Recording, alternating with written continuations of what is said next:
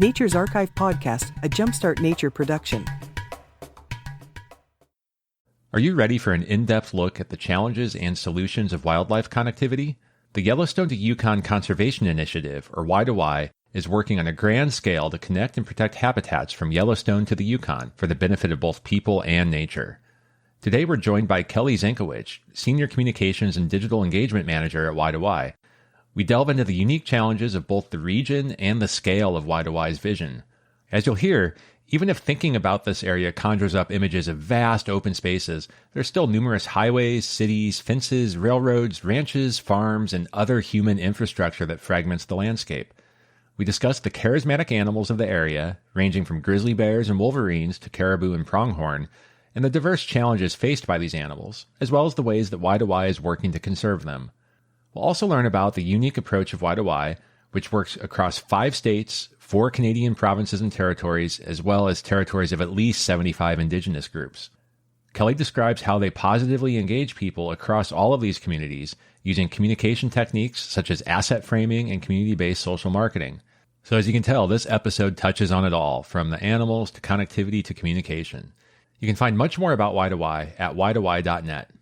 So without further delay, Kelly Zenkewich from the Yellowstone to Yukon Conservation Initiative.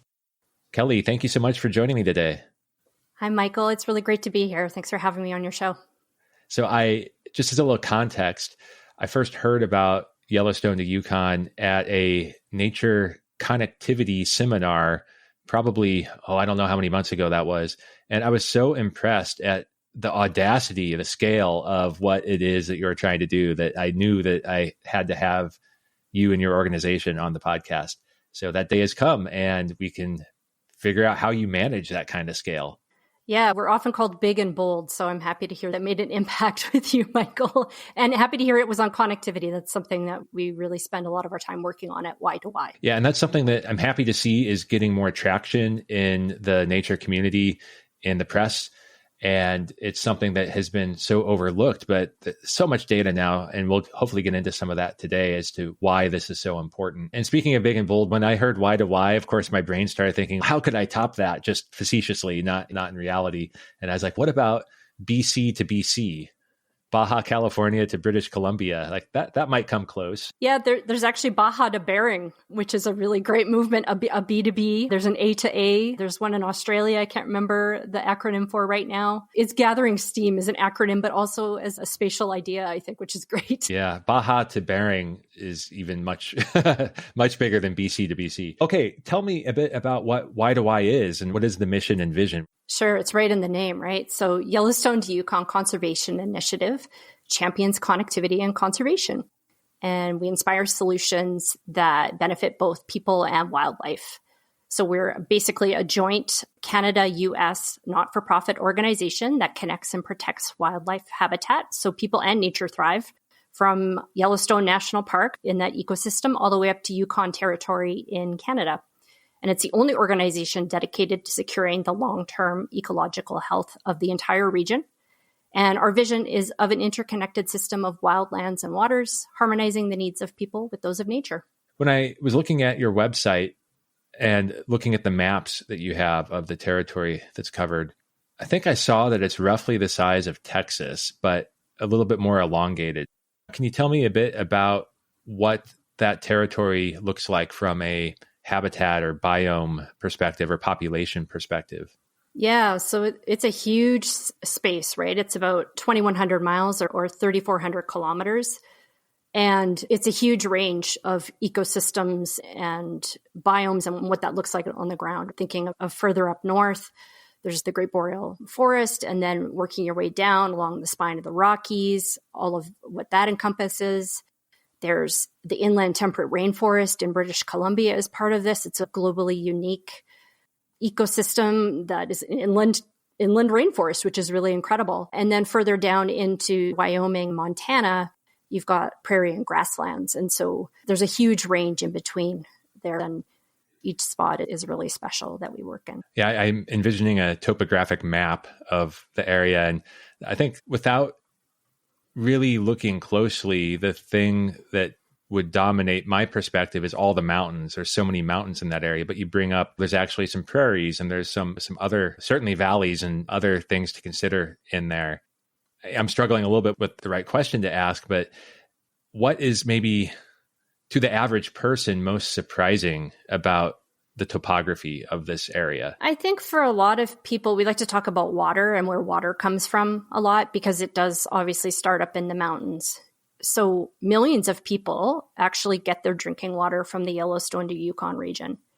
And that's on both sides of the continent. If you imagine that it flows from the top of the mountain down, there's a lot of communities along the way between, say, the Columbia ice fields in Alberta all the way down to Hudson's Bay. That's the waterway we're talking about. And so that to me was one of the biggest surprises when I started working at Y2Y. It's like, well, I never really thought about it, but yeah, that's a source for water and all the watersheds that feed a lot of North America. Kelly, then can you tell me a little bit more about your role with Y2Y and what it is that you do? Yeah, so I think that it starts off with my own kind of professional background, which is that basically from my childhood up, I was always interested in biology.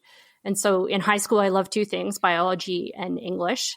And that was an ill-fated attempt to get into genetics in university. You know, it didn't end up going where I wanted to, but I ended up with a biological science degree. And at the time, I wasn't even sure or aware that this position that I would eventually hold existed, which I think is something a lot of people talk about when they're in university. But I did know that at the time, I didn't want to work in a lab or do my master's. I was having some success with part-time jobs working in journalism and news at the time. And so I was happy to straddle both worlds. And it's the combination of two of those elements of my professional background and an interest in science communication that led me to apply for a job at Y2Y. And so my background was essentially meeting those qualifications that they were seeking for, but my motivation to apply was actually personal. At the time, I was living where Y2Y is headquartered in Canmore, Alberta, just outside of Banff National Park. But I was commuting an hour one way to go into Calgary for work each day to work at the newspaper. And so on that way, I was traveling the Trans-Canada Highway. It's Highway 1. It's the main way into Banff National Park that most people will take if they fly into Calgary. And I was seeing all sorts of roadkill along that highway. And I could not stop thinking about how I was part of the problem. And I was aware of Y2Y's history in helping solve that issue. And it seemed like a really good opportunity to create some positive change and bring my own kind of background into work and help address a problem that I was seeing in a community I was living in at the time.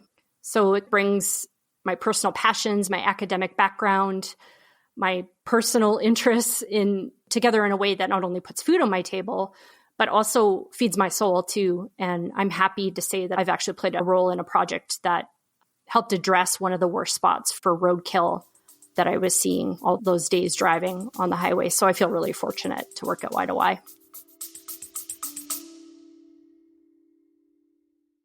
Hey, nature enthusiast, do you want to be part of something bigger?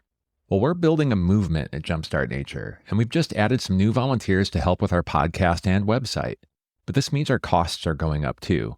I need to purchase software licenses to give them access to the production tools we use. For example, one media editing license costs $21 a month. And this is where you come in. Please consider supporting our mission by contributing to Jumpstart Nature through our Patreon or direct contributions, or even purchasing some logo merch. Check out all these options at jumpstartnature.com/donate, also linked in the show notes. Not ready to make a financial contribution? Then please share this episode with 3 friends. Sharing what we do is actually one of the very best ways you can help us. Thank you all for your continued support. I hear these themes so often from guests, like a little bit of a multidisciplinary approach where they're able to take a couple different passions and put it together, and then they find this role that aligns with them beyond just the academics. And it sounds like that's basically what has happened for you. Yeah, I really get to do the things that I love most at Y2Y. I help translate science so it's accessible and actionable. I'm able to inspire folks who are passionate about the people, places, and wildlife in the Yellowstone to Yukon region to get involved. And I get to do something that I really love, which is to share stories and photos, which are really incredible. So I consider myself science adjacent, but my work is completely fulfilling and it's the right kind of challenging for me. I'm definitely going to pick your brain a little bit about communication successes because that's so important. You mentioned it's a small organization. How big is Y2Y? Yeah, so I think we're just around 40 staff members right now. And we live all across the Yellowstone to Yukon region, but people in British Columbia, in Alberta, in Idaho, and Montana, and a little bit further afield as well. What types of specialties do you have on staff? We've got Dr. Jody Hilty, obviously, is a world-renowned specialist in corridor ecology and wildlife connectivity. She has a long history of working on science at that scale. We have conservation scientists. We have social scientists. There's interns who work on recreation ecology projects. There's folks like me who do a little bit of everything, an amazing development staff. Everyone is joined together through our shared love of the landscape and also just the Y2Y mission and vision, I think. So you mentioned that you were able to help mitigate the problem on the Trans-Canada Highway and the roadkill that you saw. So can you tell me more about that? What's been done there? Yeah, this is a huge win for Y2Y, Michael, and all the partners that we work with. So basically, what's happened is that construction for this overpass started this year. So I think it was really painful to be driving on that highway each day to see the elk, grizzly bears, and deer that were on the side of the road. It's a really busy road, especially in the summer. There's a vehicle probably every 2.5 seconds along this highway with sort of peak of summer transportation going up and down. It's almost impassable for wildlife. And I think that one of the worst bends in the road is now home to Stony Nakota Eckshaw Wildlife Arch. So it's due for completion, I think, next year, if they're still on track with their construction schedule. But it was built and named after the First Nations living near the site and designed with their input. So Stony Nakota First Nations. And it's the first overpass built outside of national park lands in Alberta. So it's a big deal. We've had underpasses outside of the national park, but never an overpass with fencing on provincial lands. So it's a huge win. And we know that this is going to seriously address wildlife vehicle collisions on one of the busiest roads in the Yellowstone to Yukon region and improve connectivity in this important corridor. You know, the wildlife are moving north, south, and east, west through this region. So it's really important for them to get over this huge barrier that cuts through their habitat, which is the Trans-Canada Highway. So what is, from a wildlife perspective, the pros and cons of an underpass versus an overpass? Yeah, I mean, there's a lot of research that's been done about this. Just last week, I was disseminating this new paper about the width of overpasses and how important that is compared to their length. So the really cool thing about wildlife overpass systems and crossings is that the best studied complex and system of wildlife crossings in the world is actually in Banff National Park. So it's not very far from our head offices in Canmore. And there's been so much research done on what works and what species prefer what overpasses and crossing styles and design and all sorts of questions related to that. And what they're finding basically is that some animals prefer really wide open overpass type crossings, and some prefer those that go under the road that are darker and more closed in. And so you might be able to guess that some predators, for example, really do prefer the underpasses. So thinking of cougars and wolves, they do prefer underpasses. Whereas species like grizzly bears with cubs, mothers particular with cubs, prefer the overpasses, along with deer and some other sort of ungulate and elk species, anything with hooves, basically. So it's really cool that they're able to study and understand what's going to work for the animals in that region. And that's so interesting, too, because you can intuitively make those guesses that an ungulate's going to want to have good line of sight and see a predator approaching, and they're not going to want to go through this dark underpass. That would be very scary for them. How did Y2Y help this come to fruition? Yeah, as I mentioned, connectivity is at the heart of what we do. And so wildlife crossings and being able to move basically is centered at that. And animals, of course, don't have passports. They don't follow political borders, and they need to move. And so the formation of Y2Y actually came from studying an animal that was on the move and what meant for success with certain species and animals thinking on the large landscape scale.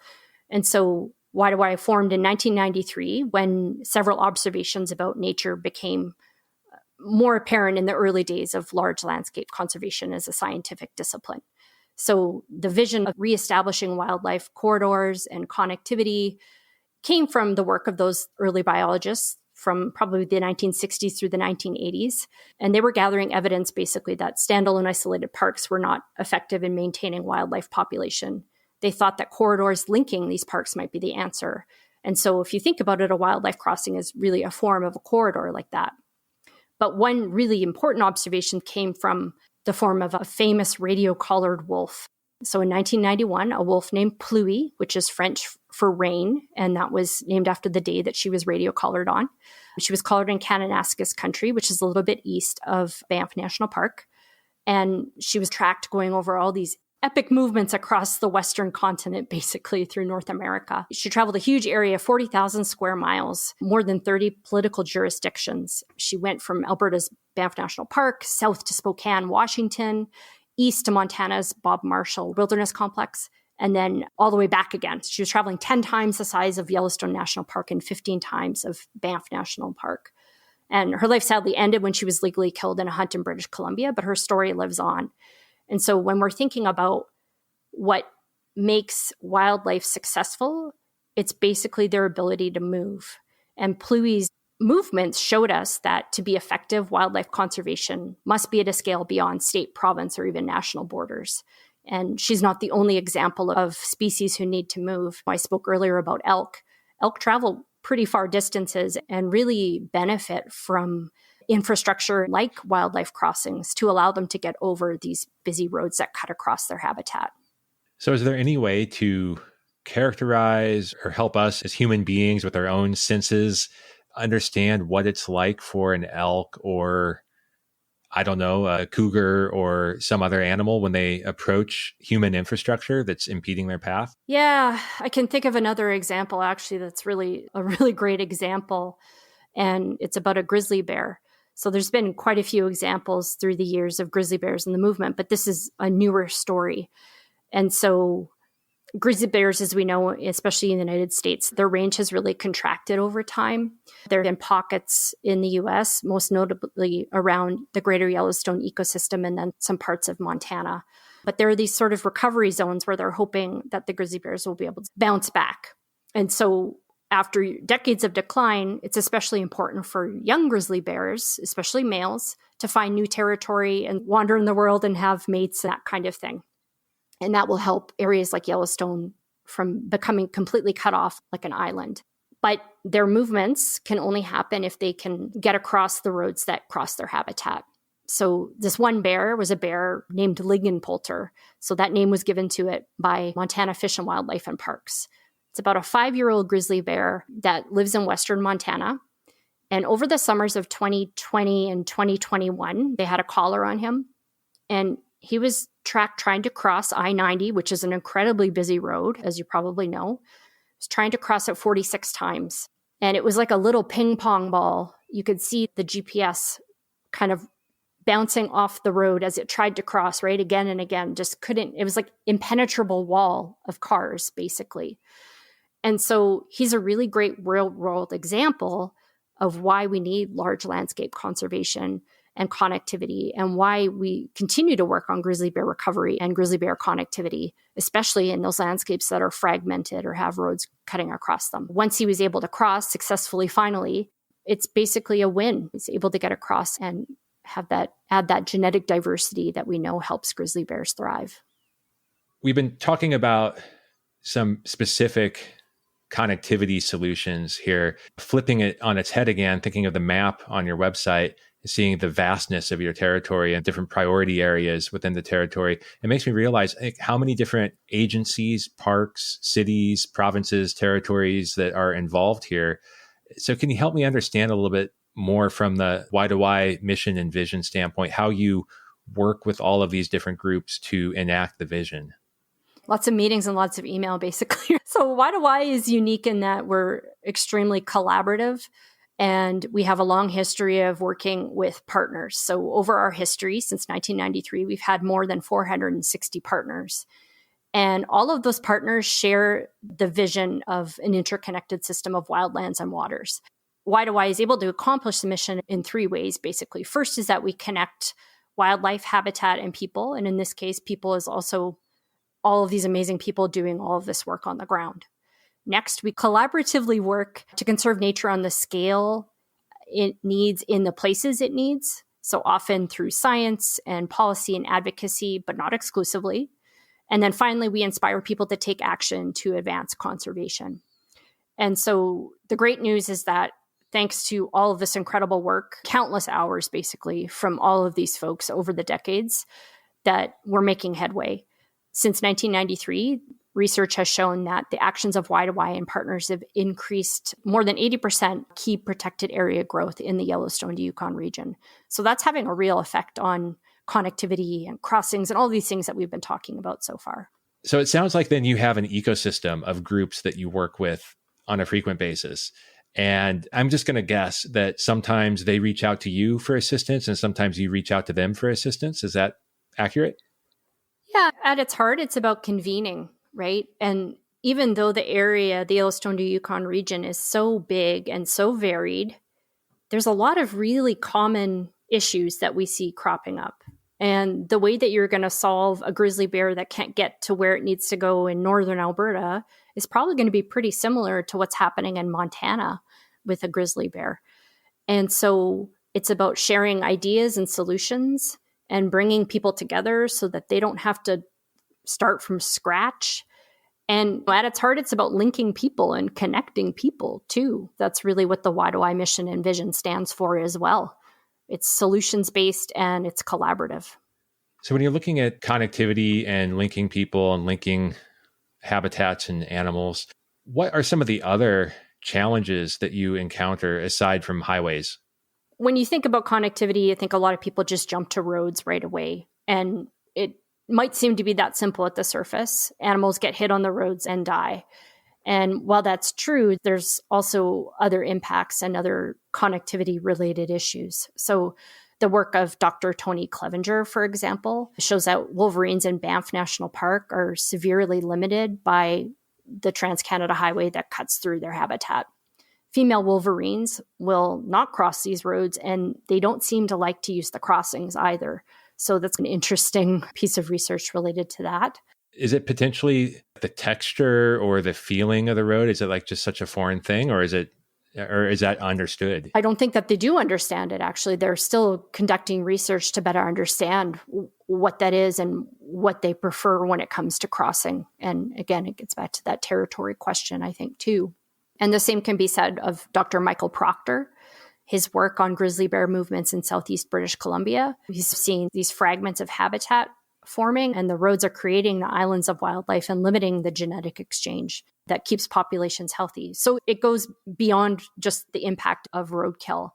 And so along with all of Y2Y's partners, there are projects that are supporting wildlife movement all year round, through every season, through every stage of life. And so some of these examples, of course, they include wildlife crossing structures and fencing that get animals to those crossings, but also working with willing landowners to protect private lands and the corridors that exist on them. A lot of agricultural land is in valley bottoms, and that's also where animals like to cross and feed and live as well. It's also about encouraging responsible recreation, including carrying bear spray to keep people and wildlife safe. It includes habitat restoration and so much more. So I think that there's a lot around roads and connectivity, but it extends beyond that as well.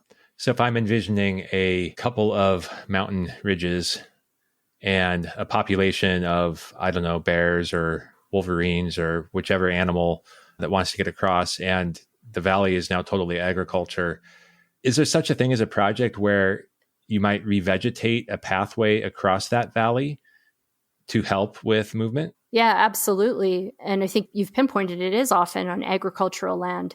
And there's a few ways that trouble can pop up. So one is like habitat restoration in the valley bottoms to allow for that.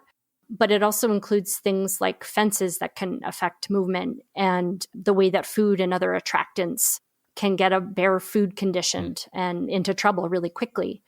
So there's actually quite a few ranchers and private landowners who are invested in this issue. They want to see wildlife thrive. And so they're working on building fences that are more accessible for wildlife. For example, pronghorn, they can't jump fences. I don't know if you know this or You would not. think they could. Yeah. Yeah. So actually really poor jumpers. And they need to have a fence that they can shimmy under, basically. And so instead of a 4 or even 5-strand barbed wire fence, ranchers are switching to 3-strand fences, or they're choosing to make that bottom wire smooth so that the animals can get underneath. Or they're researching and getting funding for tools that basically in science speak allow them to put in coexistence measures. So that includes an electric fence, for example, to keep a bear or another form of wildlife away from their chicken coop or their carcass pile or their beehives, to basically keep the animals moving. So there's actually quite a few barriers and issues that can happen in valley bottom that would stop animal movement from occurring. And it's not just about the habitat, it's about the other things that are happening there too. Yeah, that makes sense. And you think about the diversity, the biodiversity that exists in regions like that, and how every animal is going to have some varying requirements to be able to move freely within the zone. It's a challenging problem. And it begs the question, how do you measure success with such a vast mission? Is it like on a project by project basis, or do you have other ways that you're looking at like, yeah, we're trending in the right direction? Yeah, and conservation work, as you probably know and your listeners know, is extremely incremental. It can take a very long time for changes to happen. I think we're all thrilled recently with the agreement that came out of COP15 in terms of biodiversity protection, but it took years to get there. And so we're often talking on a much larger scale when we talk about impacts. It's not to say we're not excited when a construction on a new crossing happens or they put up new fencing to keep wildlife safe, but often it's on a much bigger scale. Wide-Wide's impact can most often be seen on the growth of protected areas in the region, I think. A paper in Conservation Science and Practice used 5 conservation metrics to evaluate the Wide mission progress over a 25-year period, and they found that it resulted in more than an 80% increase in key protected area growth. And so that obviously has an immediate impact, but the research also found that there were changes to grizzly bear range. So there was an expansion in ranges in the U.S. portion of the Yellowstone to Yukon region. Private land conservation in the region had also grown substantially. And there were now at least 117 wildlife crossings in the Yellowstone to Yukon region, making it the region with the highest concentration of such crossings in the world, which were making not only the landscape more connected, but roads safer for people and for animals.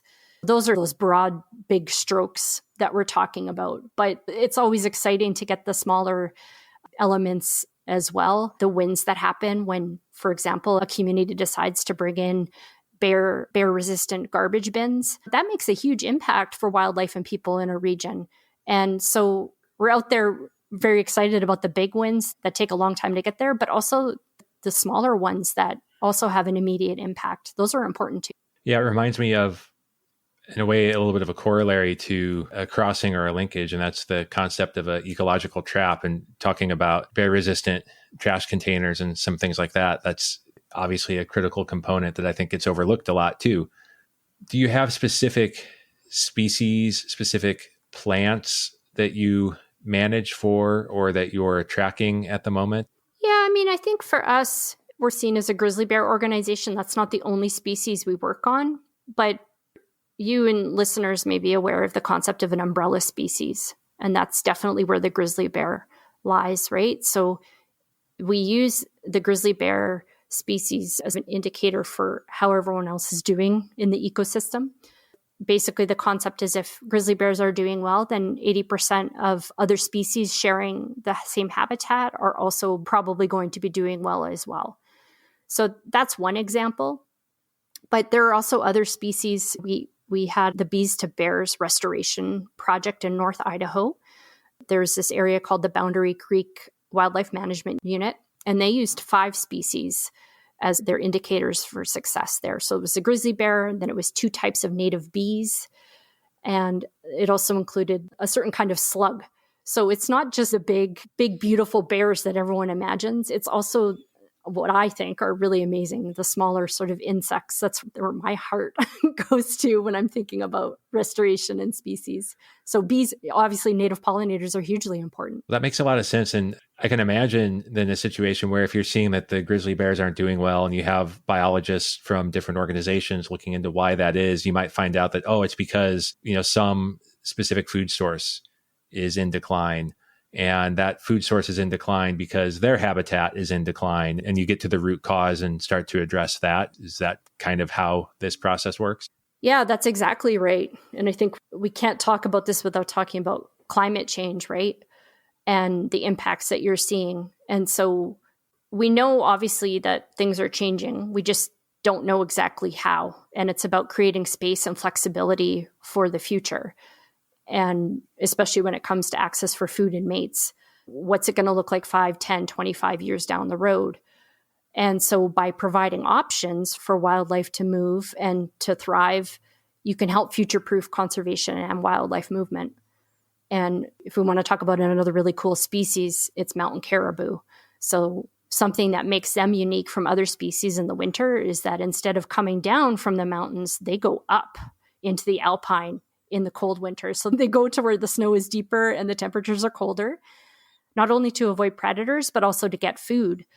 Because the snowpack is higher at higher altitudes, it allows caribou with their big floating hooves to go across the snow and to eat off of the trees that they normally wouldn't be able to reach. So if the snow isn't high, they can't get their food. And so I think that's a really interesting sort of touch point for how an ecosystem is doing and how it's really operating for all the species who are there. The trees, the lichen, the caribou, the wolverines, everything that lives there. That's amazing to think about the balance, and not just the balance of the caribou having to kind of balance on the snow with those giant snowshoe-like feet. But then lichen is not something you think about as a food source. And lichen itself is also sensitive to climate change and air quality and so many other things. So yeah, it's such a great example of the balance that's required. Yeah, one of my favorite quotes about caribou and their sort of junk food habit comes from Dr. Mark Hebblewhite, who's studied them for a long time. And he says it's the equivalent of Gatorade and junk food for caribou. That's what lichen is, because it's so light in calories and just so empty. But that's what they do to survive, right? To get through those long winters. I can't imagine. I'm sure I could look this up, or perhaps how much lichen an animal that big has to eat to survive a winter up there.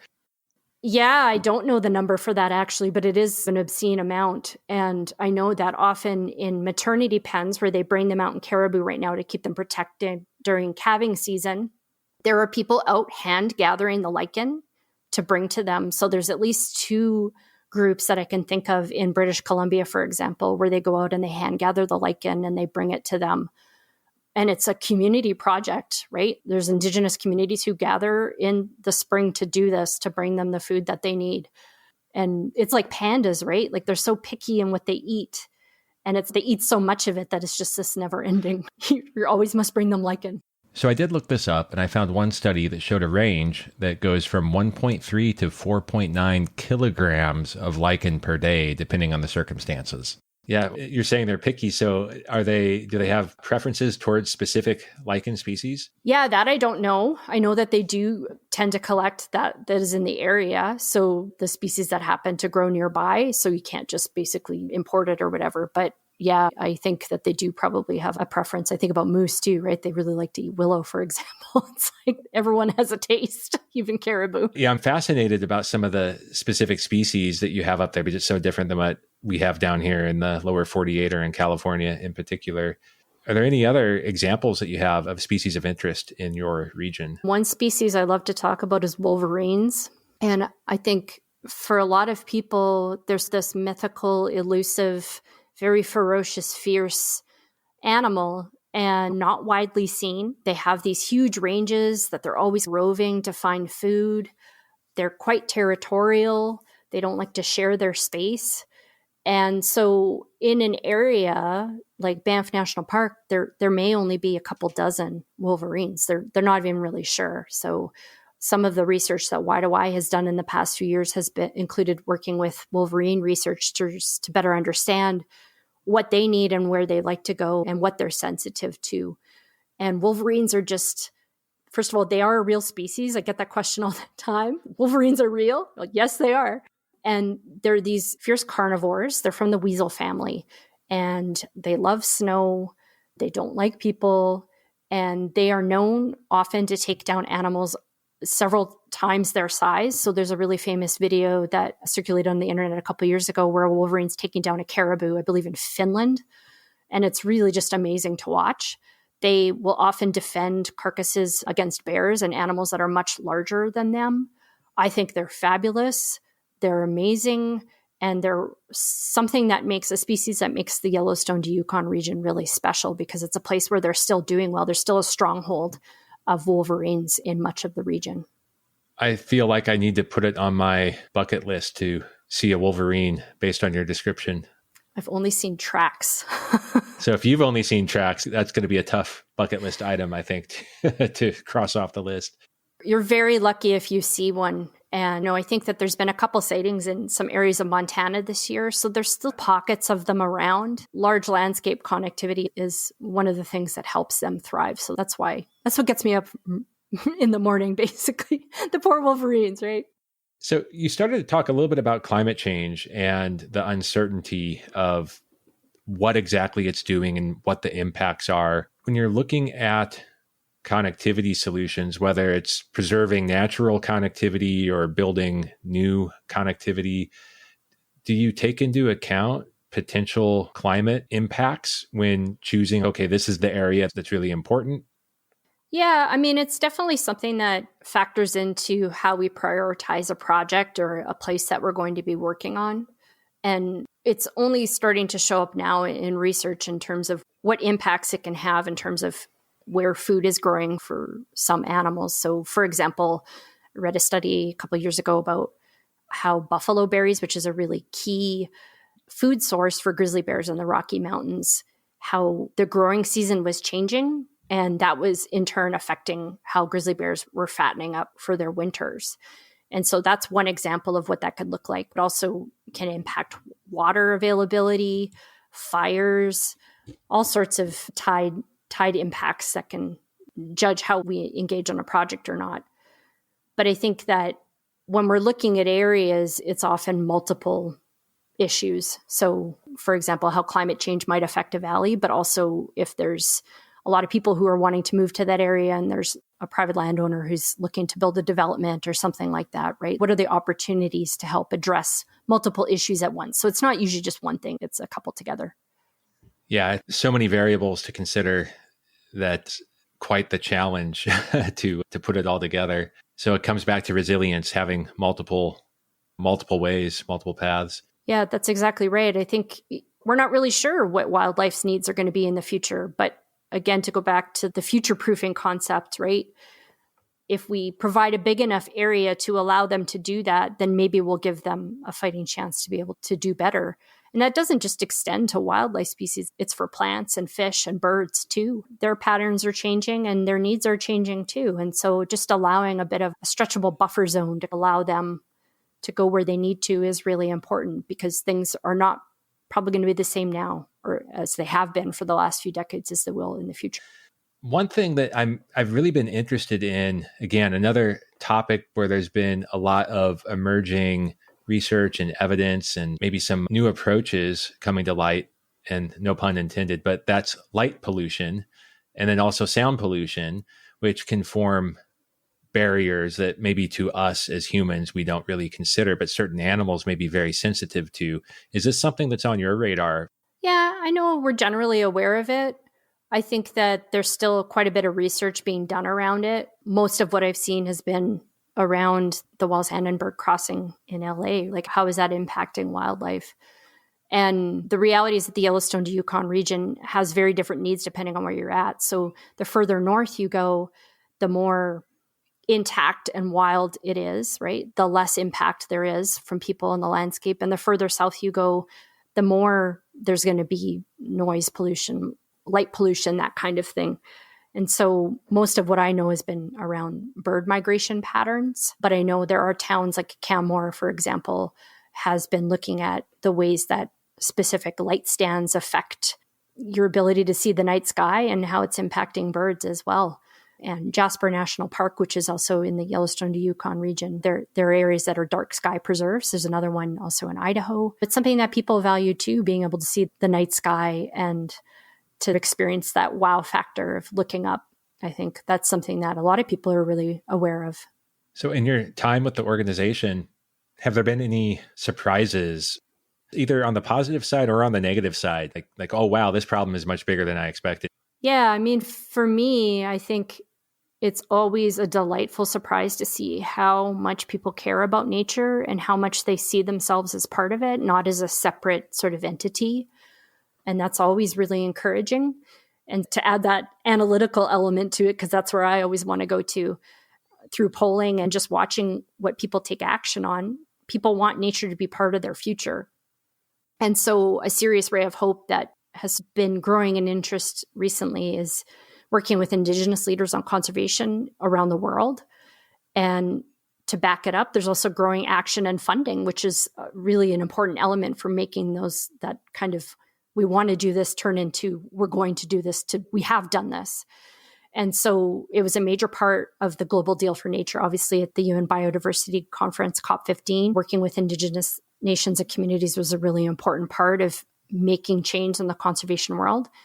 And as we look ahead, Y2Y has and will continue to work with Indigenous groups. And the Y2Y movement has worked with Indigenous communities since the start and is collaborating with them now on several new Indigenous-led protected areas in the Yellowstone to Yukon region. And so these additions are either led or co-managed with Indigenous governments. And for me, that's a really important part of the work that I do and the only way that I think conservation can really proceed, honestly. So that's my optimism and my surprise and moment of delight.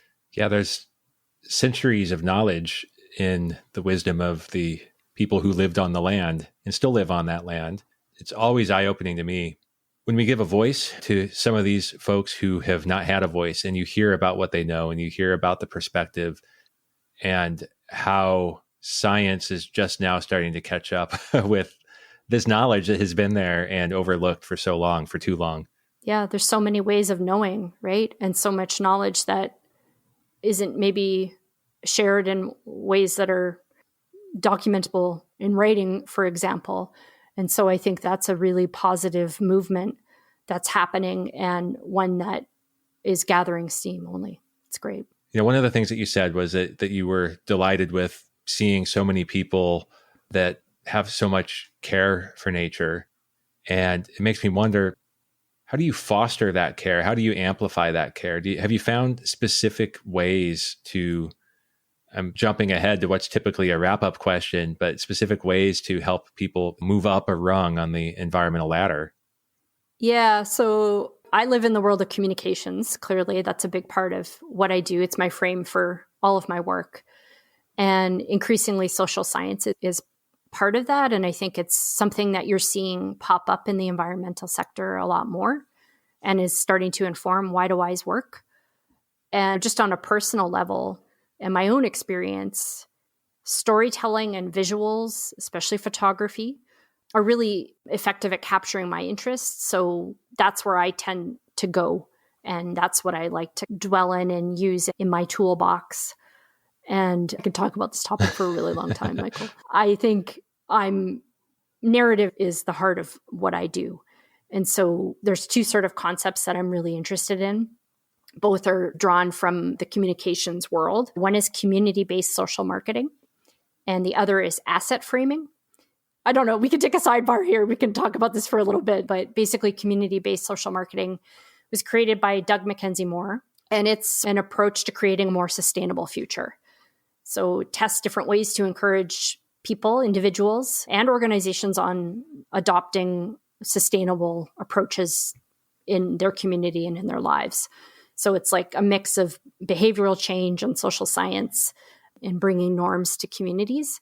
One example is a city's ability to adopt composting measures, or how successful a community will be in encouraging people to carry bear spray when they're in bear country to keep people safe. So I really love that as an approach and just general tool.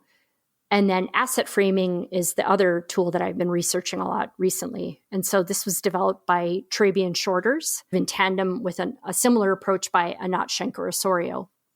So I've studied both of those extensively, read their books, watched all their talks, that kind of thing. But they both have a very similar approach in that communicating social change basically is most effective when you lead with the solution rather than the problem. So that's a gross oversimplification of what that does. It's a really complex topic, actually. But I think that it can be much more collaborative and positive and encouraging than a lot of environmental messaging or what people are used to hearing when it comes to environmental messaging.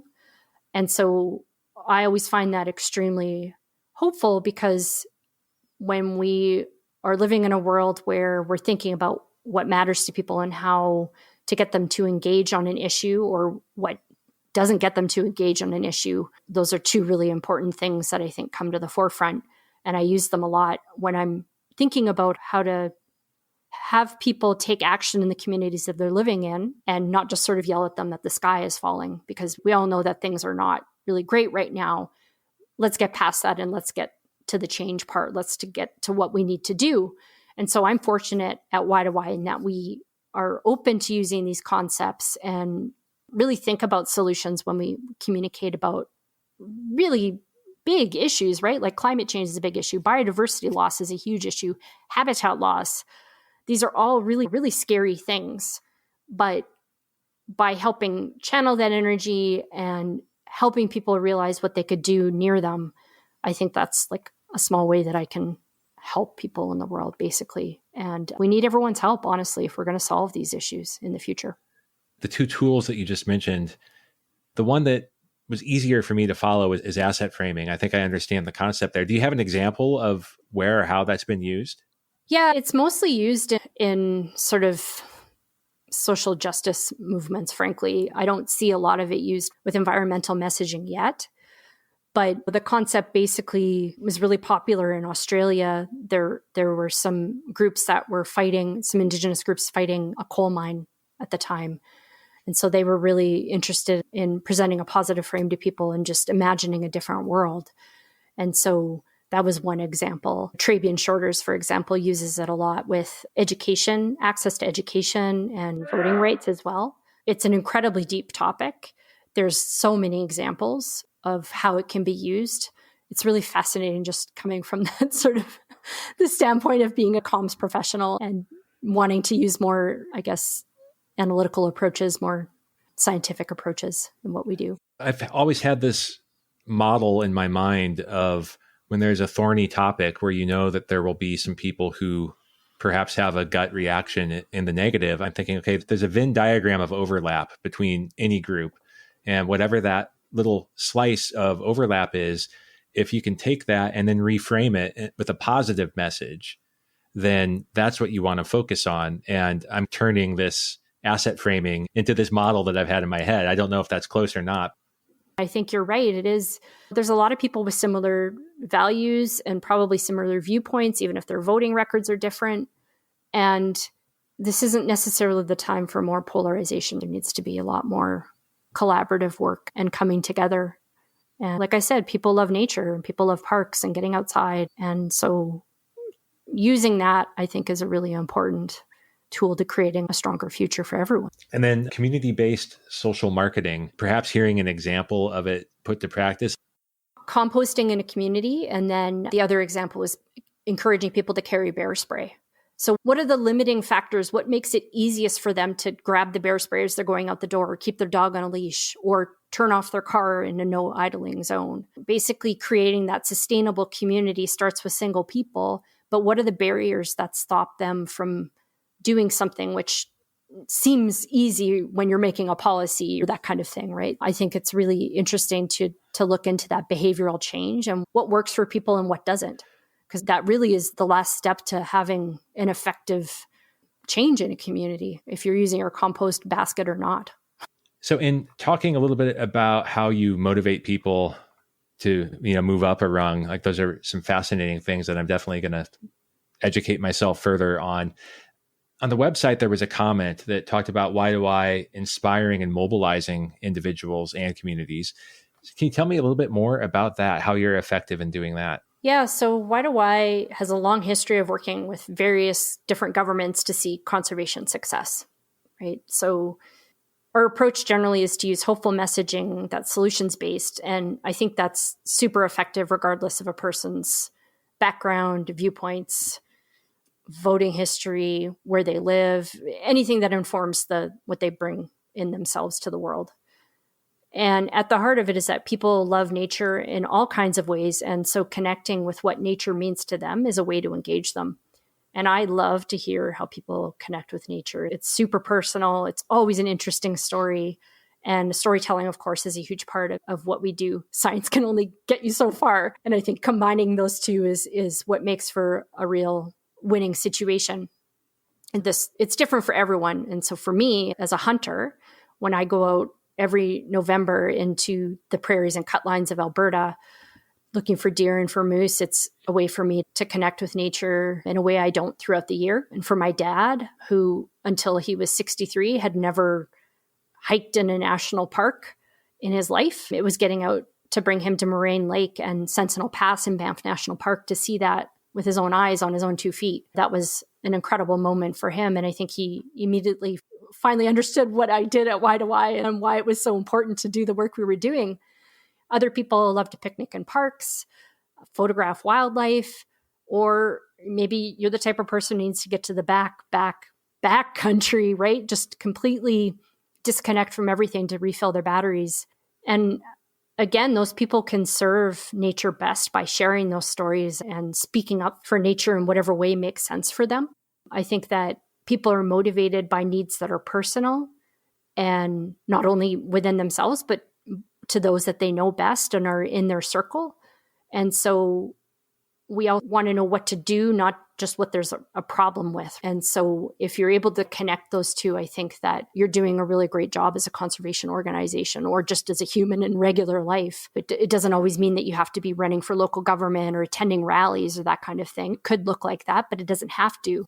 More likely, it's probably just staying connected with the issues that are local to you.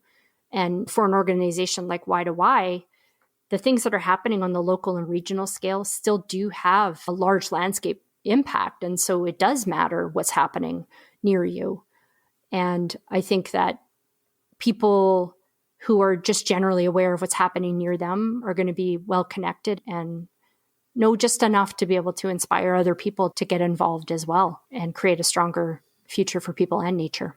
So do you then give people tools to find out what's happening near them and how it connects with what they're doing? Can you help me get to the next level of what does it look like practically? Yeah, sure. I think that every organization has their own sort of system for this. And Y2Y does is we have a series of newsletters and obviously post things on social media when there's an urgent need to take action. And we try to keep our supporters informed on the issues that matter and match up with Y2Y's mission. And the feedback loop is both ways, right? It comes from our partners and our supporters as well. Hey, I think you should know about this. And we try to evaluate these opportunities and prioritize them according to, frankly, what a pretty small staff and organization can do on such a large landscape scale. And even though we may not be able to do something in that immediate time frame, it may be something that we work on later on or we work with a partner on to help address. And so sometimes that's sending a letter to somebody, a decision maker, to let them know what you think. Sometimes it's signing a petition. Sometimes it's showing up at an event and taking action. Got it. I'm going to make sure to link, of course, to the website in the show notes. Do you have any resources, any videos, anything that like you would want to specifically direct people to help educate them a little bit more about what it is that Y2Y does? Sure. I think we do a really great job of sharing on social media. So Twitter, Instagram, YouTube, LinkedIn, and Facebook are the places where you can find us. You can always find out more at y2y.net. That's y2y.net. And including subscribing to our newsletter at y2y.net/join. So you could sign up for our opportunities to learn about action near you, some opportunities to take action, or just get our weekly conservation news roundup. That's a really great briefing on what's happening in the region and in the world of conservation. We also have our most recent impact report is up at y2y.net/2021. And that has information on what we've been doing and been up to in the last year and our major successes. I love asking this of my guests because I never know what I'm going to get. But thinking back, what's a top of head event? Maybe it was a wildlife encounter or even a book or a mentor that you worked with that really stands out to you for escalating your interest in the natural world? Yeah, I think that it wasn't necessarily one experience, but my childhood was a huge influence. So my dad is an oil and gas worker, and we ended up living overseas for much of my childhood, age 10 through 18-ish. And I think everything always involved nature and writing to some aspects. So I was a big reader whenever we were traveling and hanging out in the world. So, for example, I had a subscription to Ranger Rick magazine, which is a nature publication for kids from the National Wildlife Federation. That made a huge impact on me as a youngster. I may have missed my calling as a science writer or journalist even, I don't know. But it was when we were living in all these countries abroad that I would be armed with my publications from home and then the natural world that was around me. And we lived in southern Thailand for some time. And I would spend hours in our backyard looking at the insects and the flowers and the fruit and everything that was going on. And I made a sort of field guide to the lizards and insects I would see daily. And there were so many trips to the ocean as well. And so that was like a huge impact in terms of putting those two pieces together. And, obviously I've had a lot of really amazing moments in nature as well. Just this past summer, I went on a hiking trip in the Tonquin Valley of Jasper National Park. And it's home to the Tonquin herd of caribou who actually aren't doing that well. And it was the middle of a heat wave, and we had crested this hill, and you could see a dot on the far ridgeline. And it was a bull caribou resting on the tiniest piece of snow that there was still left on the mountain, just trying to stay cool, basically. And that was just such a sobering moment. And I think for me, unlike a lot of my colleagues at Y2Y, I don't have a history of camping and doing outdoors backcountry type stuff. I didn't really go camping or hiking until I was well into my 20s, but I've kind of learned to do them and become better at them. And that's provided a lot of really amazing experiences in the natural world as well. If I were to see a caribou laying on a little bit of snow, it could either be very sad or it could be motivating. And how do you react to seeing something like that? Yeah, I mean, it was definitely emotional for me at the time. I was hiking with a former colleague, actually, who is now working at another organization, and it was their sort of goodbye trip to Alberta, and they had worked on an assessment for that particular caribou herd. And so seeing it together was an extremely moving moment. And I think it was just a realization that there's still special moments that happen in nature, and I really want that to be there in the future for people who are seeking those moments as well. And if I can play my small part for people to help conserve and protect nature, I think that's a really important part of what we can do as a conservation organization. And so it was a special moment I immediately wanted to share, I think. Well, back to the narrative, the storytelling. That's a powerful story. Tonquin is beautiful. I highly recommend everyone go, except for the bugs in the mud. But it's amazing to see the hoof prints. Again, going back to the caribou hooves, like to see their prints in the mud was just so incredible because they don't look like any other tracking that you can see from a species in the wild. They're quite distinct and unique. Well, I am sad to say that somehow I missed signing up for your newsletter. So I'm going to make sure that I do that, and I'll keep track of what you're up to and make sure to pass it along to my listeners when there are interesting things. Kelly, I want to thank you so much for spending all of this time today talking about this immense vision that you have with Y2Y and the team, and helping us start to understand it and the science and the stories and the communication that go along with it. So thank you. Thank you for sharing your platform with us and for doing what you do. I think it's incredibly enlightening and amazing to be able to shed some light on all these other people who are doing incredible work in the world of conservation and wildlife science, and all the amazing guests that you have on your show. So I really appreciate you making time for me and for Y2Y as well. Thank you. Before wrapping up, thank you to Emily Smith for help with editing this week. Thank you to the Patreon patrons for your continued support, and everyone who has left ratings and reviews of the podcast. Thanks for sticking through the entire episode. If you made it this far, I hope that it means that you enjoyed it. If so, please spread the word and share this episode with 3 friends or groups that you think would enjoy it too. As for today's episode, let me know. Did I miss anything? Was there a topic I should have covered? Let me know at podcast@jumpstartnature.com or DM me on any of my social accounts. I'll do my best to answer your questions. You can find me at Nature's Archive, one word, on Instagram, Facebook, and Twitter. I also share photography, nature stories, and much more on those accounts, so you can follow just to stay in touch, too.